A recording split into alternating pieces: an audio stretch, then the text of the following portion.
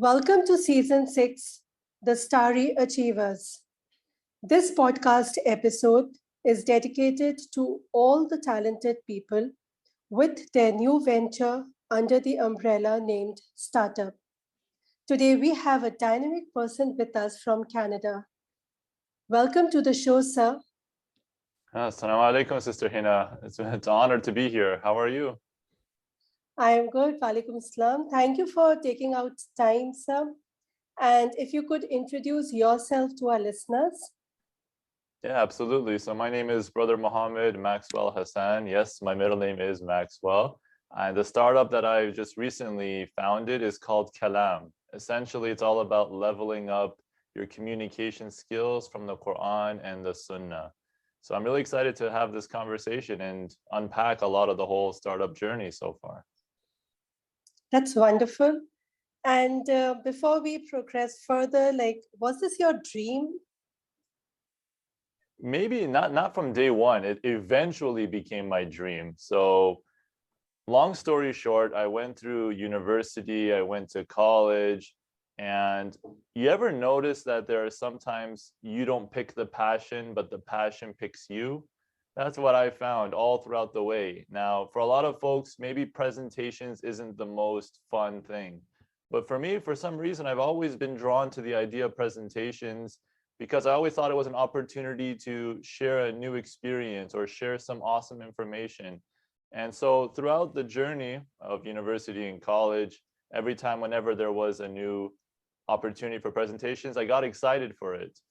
And so continuing it on, trying to figure out how to really maximize the whole public speaking communication skill set, I realized that now in the Muslim community, there may not be a lot of these types of services available. Are you familiar with Toastmasters, Sister Hina, by any chance? Yes, I am. Yeah, so like with Toastmasters, it's a great organization for folks who want to improve their public speaking. And it's wonderful for those folks who are looking to break out of their shell. But I noticed that there was nothing like that for the Muslim community, specifically grounded in the Quran and the Sunnah. So I figured, why not bridge the best of both worlds? And here we are. So eventually it became a dream, but it wasn't like I was a kid and I'm like, I'm going to do this. I didn't have that in the store or in mind. But the elements must have been there. Like, as you said, you love to do the presentation part. So it's like then channelizing those presentation into something which is executable. Absolutely, yeah. It's like those little pieces that put together. Like I remember recently I was watching this YouTube video of Steve Jobs. And Steve Jobs, he gave this lecture at Stanford University. And one of the things that he mentioned was connecting the dots backwards. Sometimes you don't know, you can't anticipate. For some, yes, maybe from day one, they knew what they wanted to do. They wanted to be the doctor. They wanted to be such and such. Some people have that foresight. But oftentimes, when you look back at your experience, connecting the dots backwards, that's when you start to realize, oh, this is what it's been good at, or this is what I've always been meant to do all along. So Hamza, I've been very fortunate. You can say I was a little bit of a late bloomer. However, it's always good to, when you finally find your place or you finally find that thing that you really, really enjoy, you won't change it for anything in the world. That's interesting because when you are back tracing the dot part, okay, at what point or what was that particular time wherein you had that notion, okay, I'm going to do this startup? Okay, yes. Now hindsight is 2020, as they say. You look back and you say, oh, this was a particular moment. For me, because now with the pandemic situation, it's an unfortunate time. It's a blessing and a curse, right? In the sense that it could be a blessing. It's a new beginning, new chapters, new opportunities, new things that you've always wanted to do, but you never had the chance to. So now is the perfect time to seize that moment. And at the same time, it could be problematic. There are plenty of people who are suffering due to this, and may Allah subhanahu wa ta'ala alleviate the pain and suffering for those who are undergoing, let's say, job loss, and even more importantly, the health for those who've been affected by COVID-19. So I can't say there was a specific moment per se in terms of when I was like, all right, let's jump on board. But recently, like I used to work at a school, an Islamic school, and as a program coordinator. Alhamdulillah, things were going, and then eventually it got to a point, some personal family circumstances had me to halt that. So then I realized, okay, well, what can I do now? You taking advantage of the tools at our disposal. I mean, right now we're using Zoom. Like I mean, who would have thought someone from Canada can speak to someone in New Delhi, right? All the way in Mumbai. Mm-hmm. I mean, like in Mumbai and in India at this Right. time, like with this ease. So I figured, okay, if not now, if I start looking for another place or doing this and the other, may not be satisfying completely. So then I figured, you know what, I might as well take a chance now. I don't want to look back at my life and say, oh, if I didn't give it a go, I didn't give it a fair shake, I didn't give it a try. So small, I would say the pandemic situation and just adding all these things, this thing that just keeps cooking in your mind. Eventually it got to a point where I said, you know what, Spala, if it fails, it fails, but at least I went down swinging. So no regrets and just doing my best, And one more thing, if I may, like I remember Jim Carrey, he's a famous comedian. He was telling the story of one time, well, not one time, like when he was growing up, his father always wanted to be a comedian, always wanted to be a comedian growing up, but instead he decided to put that aside and become an accountant, which he considered to be like a safe job. You think it Right. by safe job means that like, something that will continuously bring you money and stability and, but it wasn't what he really wanted to do with his life. And then as Jim Carrey got older, as a child, his father was let go from that job. So he sacrificed his dream of being a comedian, and instead he wanted to replace that with a safe job. And even in that safe job, he got let go. So then at the end, Jim Carrey said that, what one of the biggest lessons I learned from that was that you could fail at what you can always fail in life. So you might as well take a chance doing something that you love. So just always take that chance doing something that you love. And for that, I was like, you know what, I echoed that sentiment completely. The whole aspect of communication, the fact that, for us that we can draw from the Quran and Sunnah, trying to enhance and overall go through that. I was like, this is something that I think, I might as well take a chance at doing something that I love.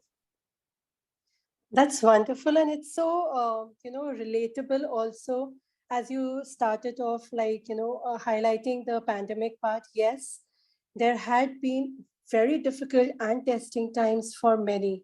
It is a big challenge for the government also and for the people, and a completely new scenario. But the other side is also that people have actually, found out their own, let's say that, that hidden element in them, and that has surfaced. So Yeah, it's like a blessing in disguise also for many people, wherein they found out, okay, they had this skill also. Sapala, that's interesting. And as well, even let's just say putting aside the job or that whole idea for a moment, like even amongst families, it's unfortunate as well because when everyone was in lockdown at that point, I'm sure if you remember, I don't know if it's the same in India. Are they in lockdown or is still things have slowly opened up and it's not as much as it was like last year? Are things still in lockdown or things are relatively open nowadays? Things are relatively open. Right. So remember last Yeah. year when everyone was kind of like stay home and just, in that case, Spal, you're spending more and more time with your family and friends or whoever that you were with, and it exposed a lot of stuff. When you're spending that much amount of time with your family members, it's sometimes, even with relationships, it can expose cracks in the relationship. Maybe you find Uh, out that because you've been out, let's say 8 hours a day, coming home, you didn't have to spend that much time. Now when you're 24 hours in the same house, then you realize, wait a minute, like time after time, day after day, then you start to realize maybe I don't have as many things in common with this person, or maybe we do have all these little bickering back and forth, and the little things start to add up. So in a way, you're right, like in terms of the blessing in disguise, that some folks can just look at their life in a new direction and say, hey, you know what, I didn't know that I had this hidden talent or that I was wanting to pursue this, which is great. But on the other side as well, it's another way to expose a lot of the cracks. And that's why I think nowadays they call this term, you know how in the back in the 30s there was the Great Depression in history. Nowadays, now they call it, as far as I know, the term that's coined around or tossed around is called the Great Resignation, right? People are leaving Yeah, their jobs in droves. And so people, when they rediscover, when they find their priorities, like, am I just a hamster in a wheel, always just going through life, going through this and the other? Then they find out maybe their managers didn't have their back as much as they thought they did, or maybe they realize, oh, I mean, is money really the end goal here? So yes, it does open a lot of doors and opens a lot of things, and we're a part of history. That's the thing people maybe don't realize. People will look back at our time and say, what was it like when the pandemic first hit and that people had to run and get toilet paper from the stores, right? The rush of that. So we're part of that history. absolutely. And we all have, just grace those moments with a pinch of salt, actually. Yeah. And the qualities that you have actually imbibed and progressed again is around the communication strategies and the skills and giving it a shape in the form of your own organization. Yes, that's kind of what I'm trying to do. So allow me to give you an example. It's always easy to share. So you're familiar with the story of Yusuf alayhi salam, right, Sister Hina? Like, Yes, yes, yes, mashallah, one brother. of the great, like the best story Allah subhanahu wa ta'ala mentions in the Quran, best story of all time, right? So it's a very powerful story. Even when Ramadan comes around, inshallah, you'll start to see the messages. If the pandemic or if the closures and this, it always is usually packed during regular times, because when the story of Yusuf alayhi salam is timeless and it relates to so many things. But let me zero in on a specific moment.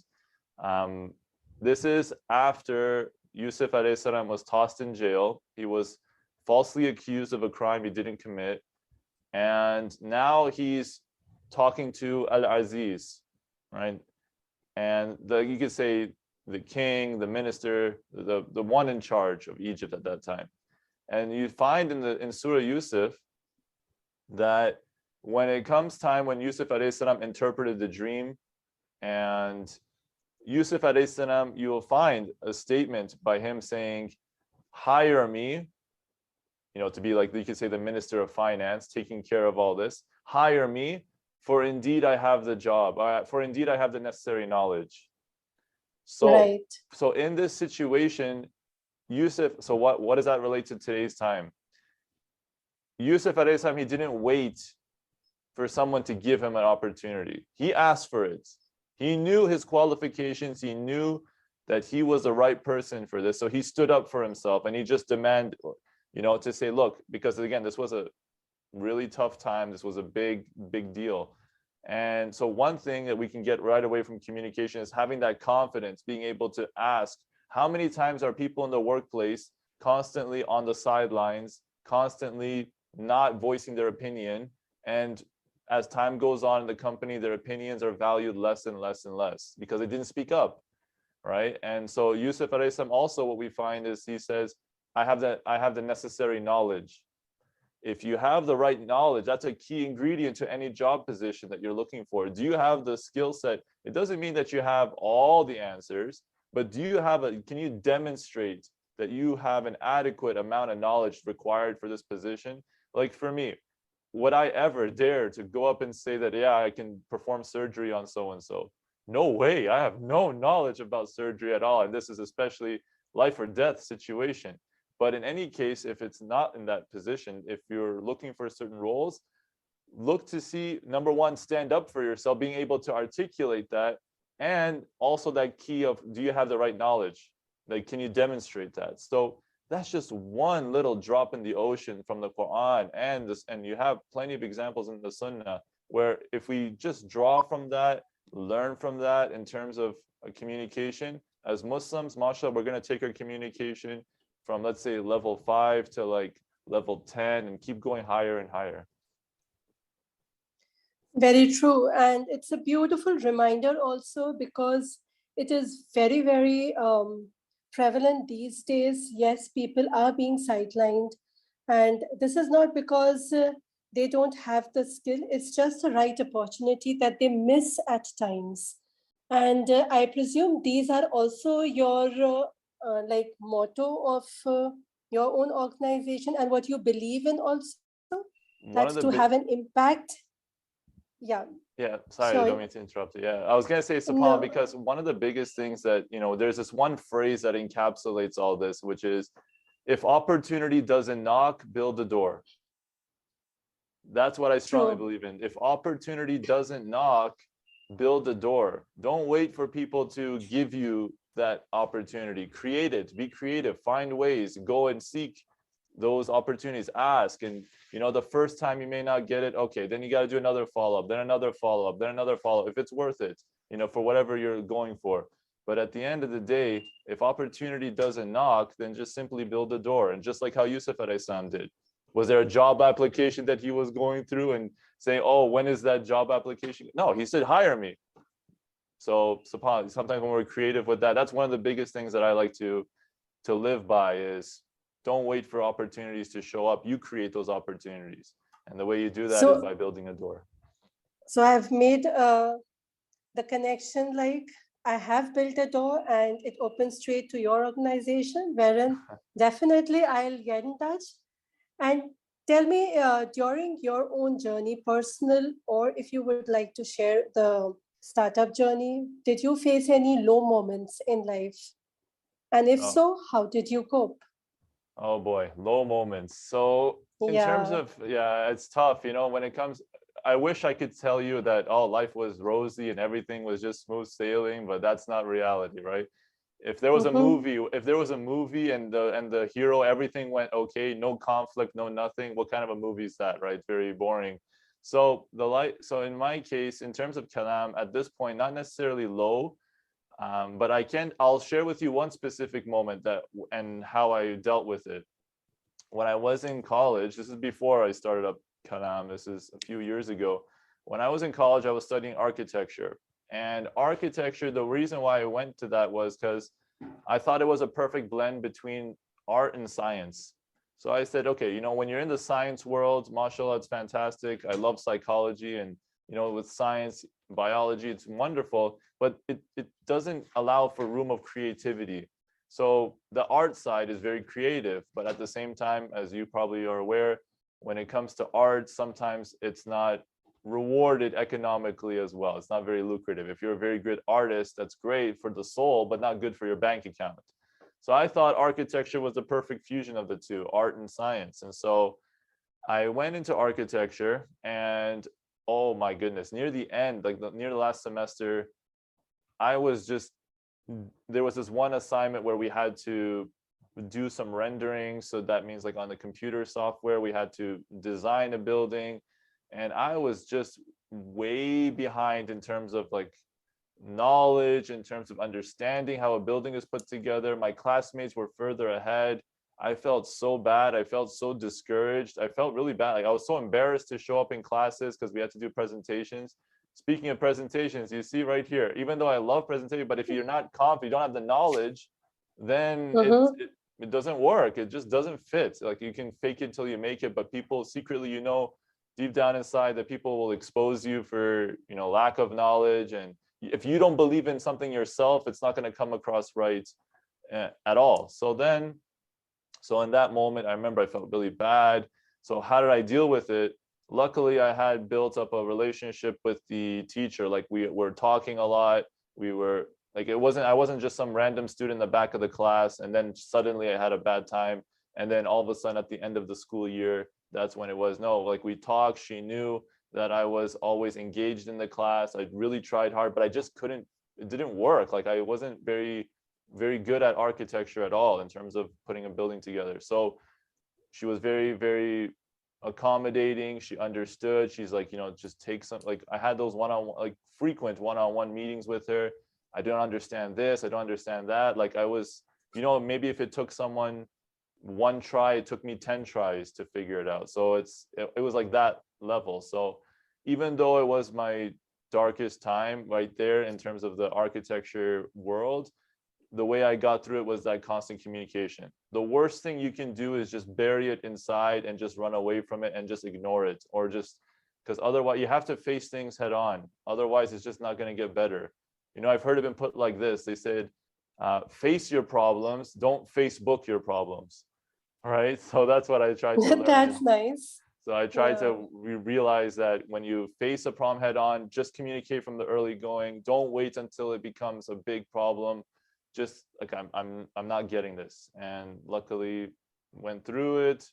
And good news is, at the end of the whole diploma, the end of that whole thing, I graduated with honors. So, but that took a lot of sweat and tears to get there. But aside from that, you know, hard work beats talent when talent doesn't work hard. When you had said, and I would just like to add on to what you had shared, when you mentioned that, okay, you were not good at building, physically building the buildings together, but I would say now you are building people's life.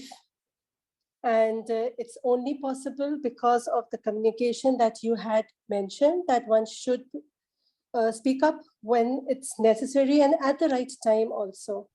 So you are transforming and making the foundation of their building very strong by your own skills. Wow, look at that, Sister Hina. That's very amazing. What a nice analogy and metaphor. Never thought of it that way, like in terms of building people's lives. That's really nice. And if I can be afforded to share one more story, if I may, when it comes please. When it comes to the, see, this is where, you know, connecting the dots backwards, you don't realize it until after it happened, and you're like, oh. So for me, I'm not a very amazing artist. Decent, but not like super duper amazing. And that was one of the classes that we had to take in architecture. It was an art class. So you learn how to draw certain things. The key with art, one of the keys is detail, like really paying attention to certain things. So even if I say, you know, draw a pen, you got to really study the pen, look at the angle of the pen, look at all these little fine details. How's the light of reflecting on it? So that's art. Like, that's one of the biggest things I learned from art, like how in tune you are with the details. So in my case, I was kind of okay. Like, I wasn't so bad and I wasn't so amazing. So I think I was getting around like 60. So I said, all right, I wanted to do my best. And so the final part of the class, like the final thing was, guess what? It was a presentation. And this presentation was worth 30% of your mark. So 1/3 of your mark rides on this presentation. The presentation is like less than 10 minutes. So 10 minutes worth of work, 10 minutes of giving a presentation determines like 1/3 of your mark. Oh boy. So, wow, so I was like, okay, so amazing. So now here's the stakes. So now the project was about making a park. So if you were to design a park, what would it be? It's not necessarily like have it architecturally inclined or as structurally inclined. The goal is just to think of the idea. What's the overall proposal that you have? So I decided to make it like an ice cream based park. I thought, you know, the old and the young would enjoy an ice cream themed park. You know, it doesn't matter how old you are. I think everybody loves ice cream, unless you're lactose intolerant or if you have other things. But aside from that, generally speaking, a lot of people love ice cream. So I was with a partner, had this presentation, and we just knocked it out of the park. I think we got, if I remember correctly, it was like 98 or something like that, like really close to perfect. My marks skyrocketed, all because of that one presentation. And that was maybe the first time, Sister Hina, when I realized, oh my goodness, if you're able to communicate effectively, it really rewards you. Even if it makes up for what your weaknesses are. If you're not so good in art, but you're so amazing in presentations, then that really skyrocketed that. And I've seen the other case. Some people are so amazing at drawing, but when it comes to the presentation, it didn't go well, and ultimately their mark went down because of it. So that's when I realized, wow, you know, the power of communication, the power of this is amazing. And that was another fond memory of architecture that I was like, okay, this could work. Yeah, and that is also because of the confidence you had in yourself at that point. Right, definitely different from the previous one. Like this is more about ice, like like conceptualizing, selling the dream, so to speak. Absolutely. So now that you have gone back to that age of school and college, what would you like to say to the children? To the kids at school, like Yeah. for those in college, and so my biggest thing is figure out what you want as early as possible. That's what I would say. When we go through life, we might be drifting, and it takes time to really figure out what your passion is. For the majority of us, it takes some real sincere effort to figure out what it is that you want to do. And you'll hear of stories all the time of folks like, for instance, like some sports figures when they were young, ever since they were young, ever since they were a child, they just concentrated on that one sport, and then they became a world famous athlete. Most of us aren't in that category where we're just from birth, we just know exactly what we're going to do and it's just going to pay off in spades. In this case, I would say for the folks, if I was to go back in time, I would say really take the sincere effort to study and study yourself, figure out the patterns that you have. And there's a couple of things. I'm not just saying this, intangibly. I'm going to give you some tangible things. One thing you can do right away is you can look back at your past, connect the dots backwards. If you have report cards, maybe start to notice what are some areas that you really do well in. Maybe you're really good at science and you love it. Okay, then this is a good sign that science is the way to go. So looking back at your past and connecting the dots and figuring out where was I really successful and I enjoyed it. So that's a good key. The second thing, I'm going to borrow a quote from Mark Cuban, who said that don't follow your passion, follow your effort. Don't follow your passion, follow your effort, because passions can change every day. Passions can change. One day I could think I wanted this, and the next day I want that. But effort, again, going back to connecting the dots backwards, that's different, because maybe you find I spend more time writing essays. I love putting more effort in essay writing. Maybe that's what you like. Maybe you find yourself saying, I really enjoy math and like studying math. Okay, maybe that's where do you put the most effort, and time is flying when you're doing it. Like you enjoy it, you're putting the most effort in it, and time flies. That's another thing. And one last thing I would say about that right off the bat, there's this psychology test. It's free. You can get a free version online. It's called the Myers-Briggs personality test. The Myers-Briggs personality test. If you've heard of it, have you heard of it, Sister Hina, by any chance, or no? Yes, I have. You have, right? So Yeah. of course, it's not the be all end all, but it's a True. great starting point for folks who have absolutely no idea what they want to do with themselves. So one little story with that, I remember one of my professors, he used to work in a factory, hated it. His professor told him, take this test. Guess which career they said that he should do and what he should avoid. They said he'd be better off as a teacher and avoid things like factories because it's more monotonous and routine based. So at the end, that's an example, right? So I would say, number one, connect the dots backwards. Number two, follow your effort, not your passion. And number three, check out Myers-Briggs personality test and see where you can go. And ultimately, it's just to find yourself as early as possible. You'll save yourself a lot of headache later on. Those are beautiful tips, and I'm sure now the listeners will realize actually to backtrace their own steps that they have taken in life till date. And the students will benefit out of it. Any message you would like to share with people who would like to to start any startups or have any ideas in their mind? How should they channelize or give it a shape? Oh, mashallah. So when it comes to anyone who wants to start up, recognize that there is a possibility you will fail. But at the end, like Jim Carrey said, you might as well take a chance doing something you love. If you love something and you're able to monetize it, that's the ultimate success in a way, right? And as Muslims, especially, we got to be careful. There are certain limits. We can't just do anything that we want. There are certain things and boundaries. So everything is in the hands of Allah subhanahu wa ta'ala. So if we do our best and leave the rest to Allah subhanahu wa ta'ala, inshallah, you're going to be in good shape. Now, having said that, when it comes to folks who are doing startups, take a look around.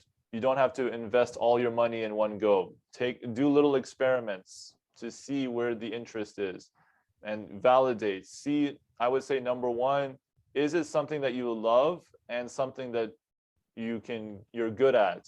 Because I can love, tying my shoes all day, but if it doesn't help other people, it doesn't really help. So by really connecting between what you love and what is useful for others, that's one thing.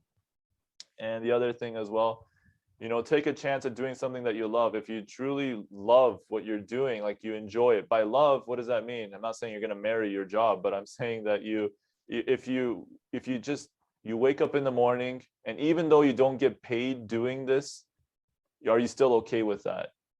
That's a good sign to say, all right, this is a good thing. Now imagine you doing that thing and you get paid.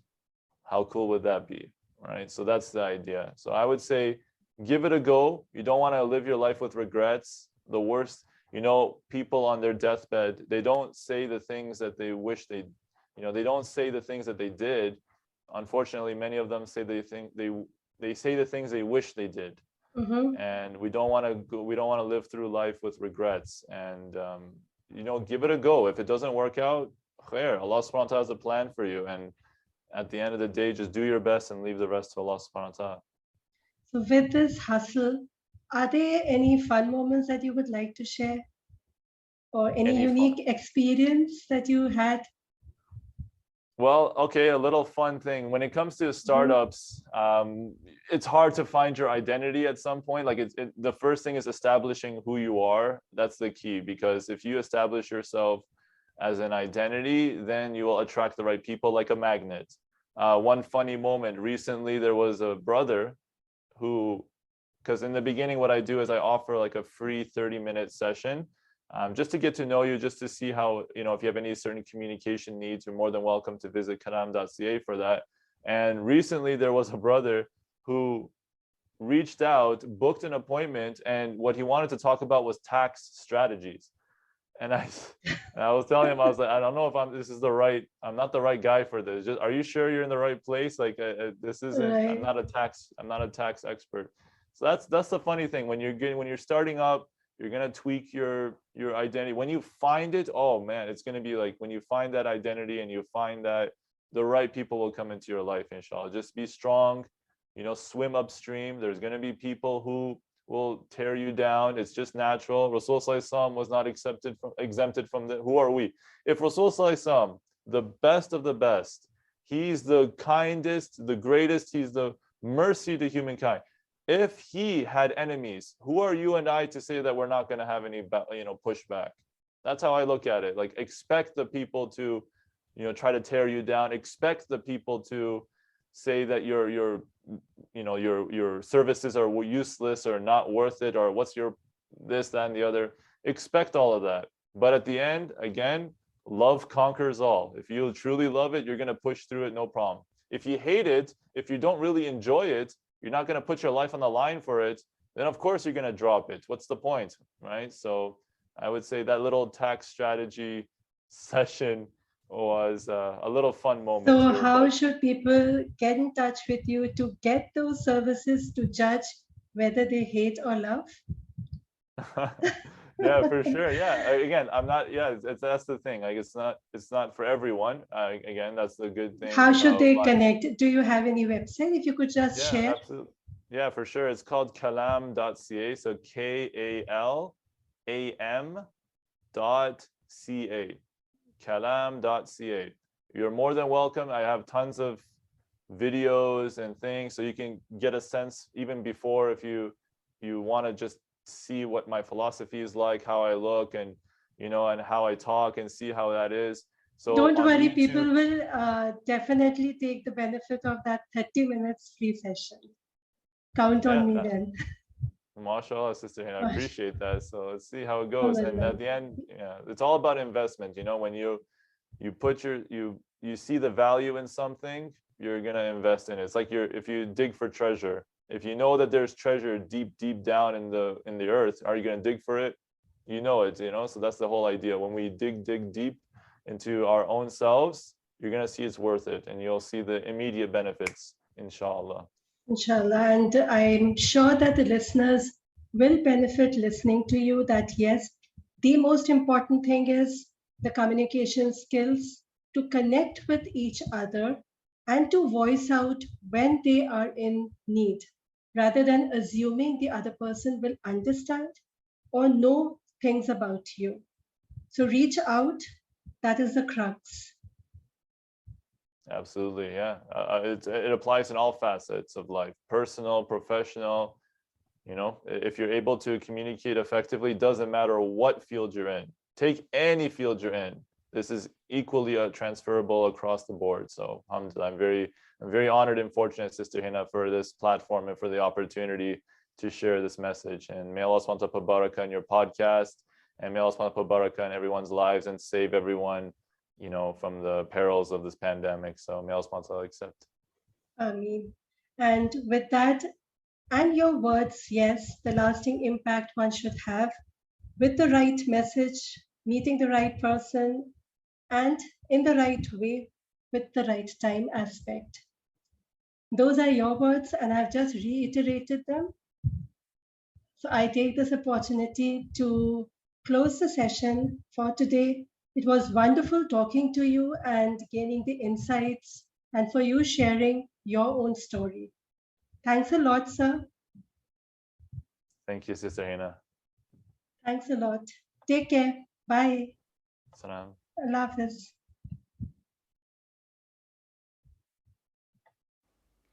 This is Brother Mohammed Maxwel Hasan from Canada. Despite of all the ups and downs, he is doing what he is loving at the moment. The experiences he shared is relatable to each one of us in some way or the other. As he had mentioned, the process of connecting dots backward can reflect one's liking towards a particular skill or subject. We should not ignore the process. He also shared that one must try, give one's best with the right knowledge, and do something which we love. The fear of failing should not stop us at any point of time. If we fail, but there are no regrets. He emphasized that if opportunity doesn't knock, build a door. And he categorically expressed this further by saying that we need to be creative and face our problems head on. It's interesting to listen how he said, face your problems and not Facebook your problems, and how true this is in the current time, wherein social media is a mute form of communication. So take the responsibility and seek out. Opportunities will not come to you. We need to reach out, communicate, collaborate, and be confident in whatever we are doing. His vision is to facilitate or upgrade the quality of communication skills in individuals so that it helps them to face life with confidence and clarity. So in case if you need to upskill your communication skills, do reach out to him. Figuring out what one wants as early as possible is a key. Observe your passion versus your efforts. The investment that you put in your efforts will take you a long way. With that note, I end the episode. Hoping to see you next week with another guest and their startup story. Till then, take care and be safe. Bye.